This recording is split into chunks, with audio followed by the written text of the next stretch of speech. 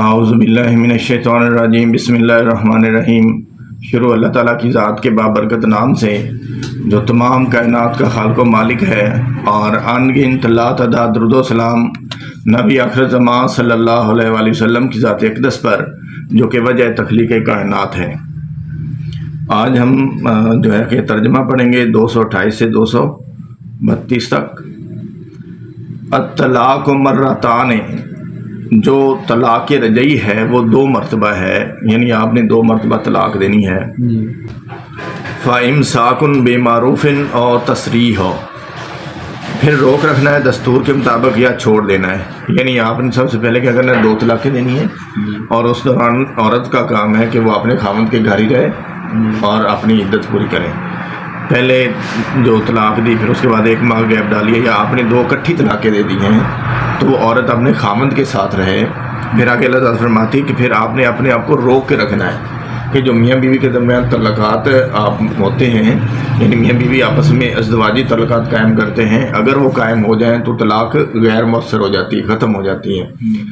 اور آپ نے روک کے رکھنا ہے دستور کے مطابق، قانون کے مطابق، یا پھر ایسا ہے کہ آپ نے بھلائی کر کے، احسان کر کے، یا اس کے ساتھ اچھا برتاؤ کر کے اس کو چھوڑ دینا ہے۔ یعنی عورت کے بارے میں یہ حکم دیا جا رہا ہے مردوں کو کہ آپ نے اپنے آپ کو روک کے رکھنا ہے، جو کہ دستور ہے، جو کہ اللہ تعالیٰ نے فرمایا کہ آپ نے جب طلاق دے دی ہے تو آپ میاں بیوی کے درمیان ازدواجی تعلقات قائم نہیں ہو سکتے ہیں۔ اگر آپ قائم کر لیتے ہو ازدواجی تعلقات تو جو طلاق ہے وہ غیر مؤثر ہو جاتی، ختم ہو جاتی ہے۔ پھر اس کے بعد آگے اللہ تعالیٰ فرماتی کہ پھر آپ نے آگے یہ دیکھنا ہے کہ آپ نے اس کو اپنے ساتھ رکھنا ہے یا اس کو چھوڑ دینا ہے بھلائی کے ساتھ، اس کے ساتھ نیکی کر کے چھوڑنا ہے، اس کو برا بھلا نہیں کہنا ہے، اس کو یعنی غلط نہیں کہنا ہے، اس کو اچھائی کے ساتھ چھوڑنا ہے۔ وَلَا يَحِلُّ لَكُمْ، اور پھر نہیں ہے حلال تمہارے لیے، ان تاخذوا، یہ کہ تم لو، مما، اس مہر میں سے، آتیتموہن شیئا، تم نے دیا ان کو کچھ بھی، یعنی جو پہلی رات نکاح کے وقت جو ہے دیا جاتا ہے، جب میاں بیوی آپس میں ملتے ہیں، حق مہر دیا جاتا ہے یا لکھوایا جاتا ہے نکاح نامہ کے اندر، تو اس میں سے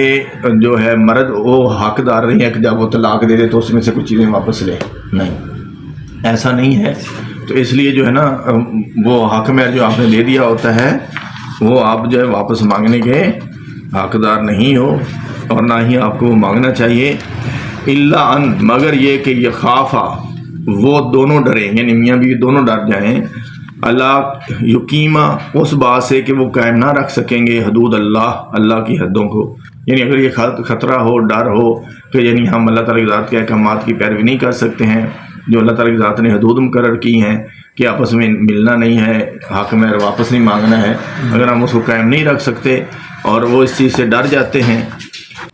تو اللہ تعالیٰ کی ذات فرماتی کہ مگر یہ کہ اگر میاں بیوی دونوں اس چیز سے ڈر جائیں کہ ہم حدود اللہ کی جو مطلب جو ہے کہ تجاویز ہیں یا حدود اللہ جو ہیں ان کو قائم نہیں رکھ سکتے، ان کی پیروی نہیں کر سکتے، تو پھر آگے اللہ تعالیٰ سے فَإِنْ خِفْتُمْ، پھر تو اے مومنو تم خوف کھاؤ، اللہ یقیمہ، اس بات سے کہ تم دونوں قائم نہیں رکھ سکو گے حدود اللہ کی حدوں کو، فلا جناح، تو نہیں کوئی گناہ، علیہما، ان دونوں پر، فیما، اس مال میں جو افتدت بہی، اور وہ عورت خلا کے فدیے میں دے اس کو، یعنی جو عورت خلا لے لیتی ہے نا،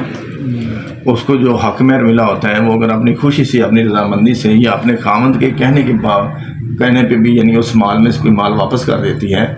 تو اس میں کوئی گناہ نہیں ہے۔ ویسے ہمارے پاکستانی معاشرے کے اندر جو ہے نا مرد جو ہے وہ پھر اپنی مطلب کیا کہنا چاہیے کہ اس حرکت پہ آ جاتا ہے کہ مطلب جب بیوی کو طلاق دی تو اس کے اوپر تہمت لگانا شروع کر دیتا ہے، اس کو برا بھلا کہنا شروع کر دیتا ہے، ٹھیک ہے، تو یہ بہت بڑی غلط بات ہے۔ اسلام کا دور ایسا بھی گزرا ہے کہ یعنی ایک صحابی تھے جن کی عورت جو ہے ان کے ساتھ نہیں بسنا چاہ رہی تھی، جو بھی معاملات تھے، تو لوگوں نے بڑی شکایتیں لگانا شروع کی، لیکن اس کے بارے میں انہوں نے کہا کہ میں وہ میری عزت ہے اور میں اس کے بارے میں غلط سوچ نہیں سکتا ہوں، اور کوئی بندہ غلطی سے اس کے بارے میں یا اس کی کردار کشی کرے گا تو میرے سے برا ہوگا، تو اس والے سے میری جو ہے نا بیوی وہ میری عزت ہے، میری عظمت ہے، تو اس لیے اس کے بارے میں غلط بات نہ کریں۔ پھر اس کے بعد چند مہینوں تک اس کی طلاق ہو گئی، تو پھر بھی لوگوں نے کہا جی ہم نے کہا نہ تھا، آپ نے کہا جی کہ خبردار، وہ میری عزت میں ہے، وہ میری عزت ہے، تو کوئی اس کو برا بھلا نہ کہے۔ جب اس کی آگے شادی ہوگی عدت کے بعد تو لوگ پھر آئے، انہوں نے جناب کہا جی کہ وہ دیکھیں اس طرح کی تھی، اس طرح کی تھی، اس نے آگے شادی کر لی نا، انہوں نے سختی سے منع کر دیا کہ اب وہ کسی اور کی عزت ہے اور میں کسی اور کی عزت کے بارے میں غلط نہیں سن سکتا ہوں۔ تو یہ بھی اسلام کا دور تھا اور آج بھی اسلام کا دور ہے۔ اسلام کی حقانیت یہی ہے کہ ہم مردوں کو جو ہے نا اتنا ظرف رکھنا چاہیے کہ جب لڑائی جھگڑا ہو تو ایک دوسرے کو تانا زنی نہیں کرنا چاہیے، ایک دوسرے کو برا بھلا نہیں کہنا چاہیے، ایک دوسرے کے اوپر الزامات نہیں لگانے چاہیے، ایک دوسرے کے اوپر تہمتیں نہیں لگانی چاہیے۔ ایون کہ آپ میاں بیوی الگ بھی ہو جاتے ہو، طلاق بھی ہو جاتی ہے، تو پھر بھی ایسی نوبت نہیں آنا چاہیے۔ تو یہاں پہ اللہ تعالیٰ فرماتی کہ اگر آپ حدود اللہ کو قائم نہیں رکھ سکتے، آپ کو اس چیز کا ڈر ہے، تو اس میں کوئی گناہ نہیں ہے کہ اگر وہ عورت جو ہے اپنے کھلا لینے کے بعد اپنے مال میں سے یا اپنی جو عدت کا جو حق مہر کا مال ہے اس میں سے کچھ حصہ خامد کو دے دے، اس میں کوئی حرج نہیں ہے، کوئی گناہ نہیں ہے۔ تل کا حدود اللہ، یہ اللہ کی حدیں ہیں، فلا تعتدوہا، سو تم ان تمام چیزوں سے تجاوز نہ کرو۔ ومن یتعدی، اور جو کوئی تجاوز کرے حدود اللہ، اللہ کی حدوں کو، فاولئک هم الظالمون، تو وہی لوگ کیا ہیں؟ ظالم ہیں۔ جو اللہ تعالیٰ کی ذات کی قائم کردہ حدود ہے ان کا خیال نہیں رکھتا، وہ کیا ہے؟ ظالم ہے۔ قرآن پاک میں ارشاد ہوتا ہے کہ جب آپ بے حیا ہو جاؤ یا آپ کے اندر شرم ختم ہو جائے تو آپ چاہے جو کچھ مرضی کرو، پھر اللہ تعالیٰ کی ذات کے سے کوئی فرق نہیں پڑتا۔ تو اس لیے جو اللہ تعالیٰ کی ذات کی قائم کردہ حدود ہیں ان کا خیال رکھنا چاہیے۔ فَإِن طلقہا، پھر اگر خامد نے تیسری طلاق دے دی، فلا تحل لہ، تو نہیں وہ عورت حلال اس کے لیے، من بعد، اس کے بعد، حتیٰ تنکح، یہاں تک کہ وہ نکاح کرے، زوجن غیرہ، کسی اور خامد کے ساتھ۔ یعنی آپ نے 2 طلاقیں دی، عورت آپ کے ساتھ رہی، ٹھیک ہے، اس دوران آپ نے خیال رکھنا کہ آپس میں میاں بیوی نہ ملیں، ازدواجی تعلقات قائم نہ ہوں۔ اس کے بعد جب تیسری طلاق کی وقت آیا تو آپ نے طلاق دے دی، تو اس کے بعد وہ عورت مکمل طور پہ حرام ہو گئی ہے اپنے مرد کے لیے، اور وہ اس وقت تک حرام، اور وہ عورت جو ہے جب اپنی عدت پوری کر لے، ٹھیک ہے، تو وہ آگے کسی غیر مرد کے ساتھ شادی کر سکتی ہے، ٹھیک ہے۔ فَإِن طَلَّقَهَا فَلَا جُنَاحَ، وہ بھی طلاق دے دے اس کو تو نہیں کوئی گناہ علیہما، اس سابقہ بیوی پر بھی، ان یہ کہ یتراجعہا، کہ وہ دونوں باہم رجوع کر لیں، ان اگر زنا، وہ یقین کر لیں، ان یقیمو، کہ وہ قائم رکھیں گے حدود اللہ، اللہ کی حدوں کو۔ یعنی جہاں پہ اس عورت کا نکاح ہوتا ہے وہ باہمی رضامندی کے ساتھ، مرد چاہے تو عورت کو نکاح دے سکتا ہے، نہ چاہے تو نہیں دے سکتا۔ اگر عورت اس سے کھلا لینا چاہے تو کھلا لے کے کیا کرے؟ اپنے پہلے خامند کے ساتھ عدت مکمل کرنے کے بعد نکاح کر سکتی ہے۔ تو یہاں پہ بھی اللہ تعالیٰ فرماتی کہ لیکن اس میں بھی جو ہے کہ جو اللہ تعالیٰ کی ذات کی حدود ہیں، اللہ تعالیٰ کی ذات کی جو ہدایات ہیں ان کی پیروی کرنا بہت ضروری ہے۔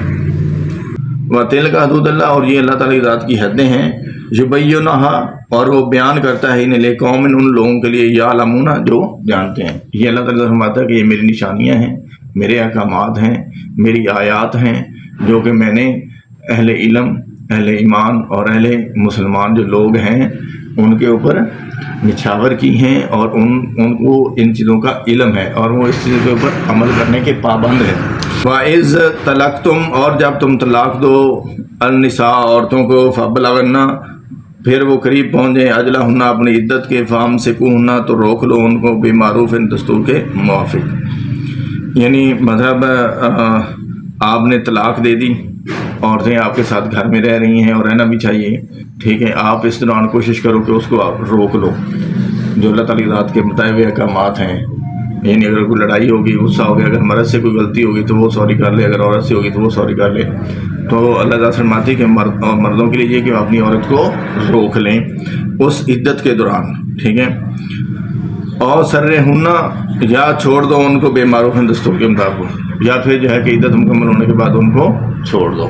بھلائی کے ساتھ، اچھائی کے ساتھ، یہ نہیں کہ اس کے اوپر تہمت لگانی ہے، ٹھیک ہے۔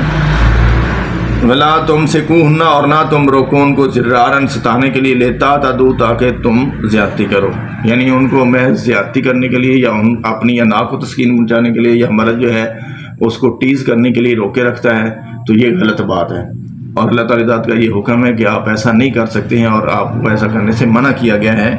تو اس لیے آپ اس کو اس حوالے سے نہ روکو کہ جی آپ اس کو زیادتی کر سکو گے، یا اس کو ستاؤ گے، یا اس کو ٹیز کرو گے، ذہنی طور پہ، جسمانی طور پہ، نفسانی طور پہ یا نفسیاتی طور پہ۔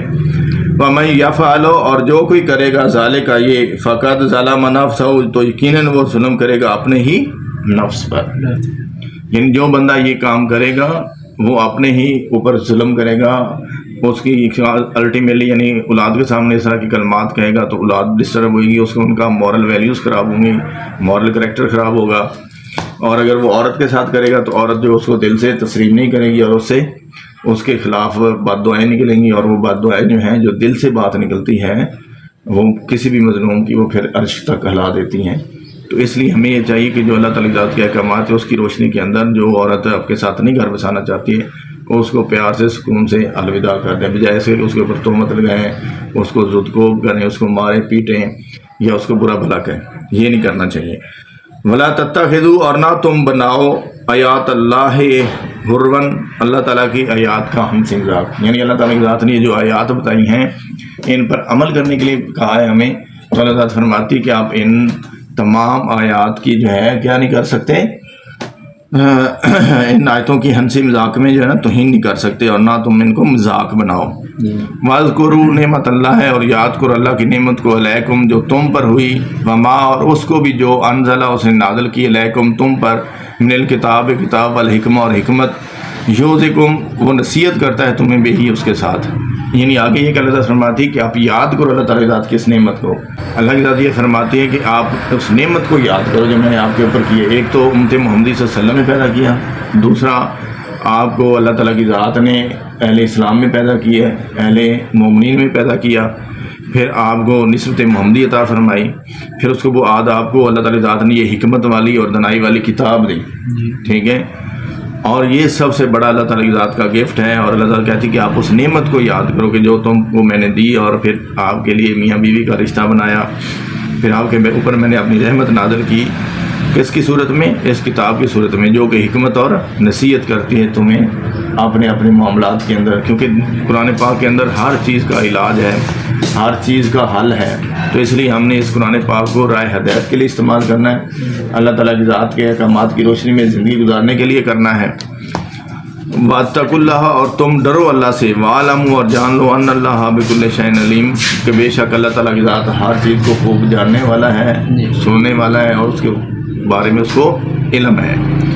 تو اس لیے آپ اپنی نیت کو ہمیشہ کے لیے جو اللہ اور اس کے رسول کی رضا کے لیے رکھیں. کوئی بھی نیکی کام کرتے ہیں تو اس میں اللہ اور اس کے رسول کی رضا شامل ہونی چاہیے، یہ نیت ہونی چاہیے. یہ نیت اگر نہیں ہوئے گی تو آپ کا وہ کیا ہوا اچھا عمل جو ہے وہ غلط ہوگا. وَإِذَا طَلَقْتُمْ اور جب تم طلاق دو النساء عورتوں کو، فَبْلَغْنَ پھر وہ پہنچ دے اجلہن اپنی عدت کو، فلا تعتدلوہن اور تو مت تم روکو انہیں ان اس بات سے کہ ینکحن ازواجہن تو وہ نکاح کریں اپنے پہلے خامدوں سے. یعنی مطلب لیٹس سپوز ایک عورت نے طلاق لی، ٹھیک ہے، طلاق کے بعد اس نے عدت پوری کی، عدت پوری کرنے کے بعد اس نے آگے کسی اور مرد سے شادی کی، پھر وہ اس کے ساتھ حساب نہ لگ سکا کہ کیا حساب نہ لگ سکا، یا وہ اس کے ساتھ وہ نہیں رہنا چاہتی، یا وہ چاہتی کہ میں اپنی دوبارہ خامد کے پاس جاؤں، تو وہ دوسرے جو خامد ہے اسے طلاق لے لے اور پھر دوبارہ عدت پوری کرے. تو جو دوسرے خامد طلاق دینے والے ان کے لیے اللہ تعالیٰ فرما رہی ہے کہ آپ ان کو اس چیز سے نہ روکے اگر وہ اپنے پہلے خامدوں سے نکاح کرنا چاہتے ہیں، لیکن وہ اس کے اوپر اگر راضی ہوں اور وہ جو دستور ہے کہ یعنی وہ عدت پوری کرے گی پھر اس کے بعد وہ دوبارہ آپس میں رجوع کریں گے سابقہ خامد کے ساتھ، تو اس میں کوئی حرج نہیں ہے. اور نہ ہی دوسرے خامد کو یہ حق ہے کہ وہ اس کو روکے اگر وہ اپنی خوشی کے ساتھ اپنی باہمی رضامندی کے ساتھ واپس جانا چاہتی ہے.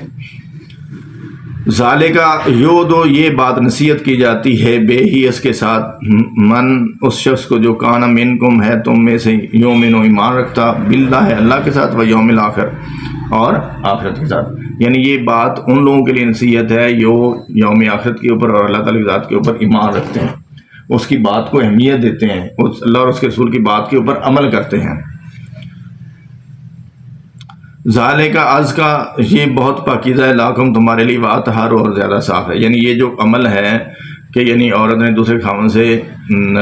طلاق لی، پہلے کی طرف رجوع کرنے کے لیے عدت پوری کری، عدت پوری کرنے کے بعد اکثر نکاح کر سکتی ہے، تو خاوند کو حق نہیں پہنچتا دوسرے کہ وہ اس کو روکے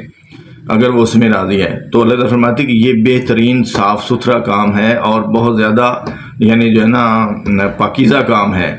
تو اس لیے جو ہے کہ یہ ان لوگوں کے لیے پاکیزہ اور صاف ستھرا ہے جو اللہ تعالیٰ کی ذات اور یوم آخرت کے اوپر یقین رکھتے ہیں۔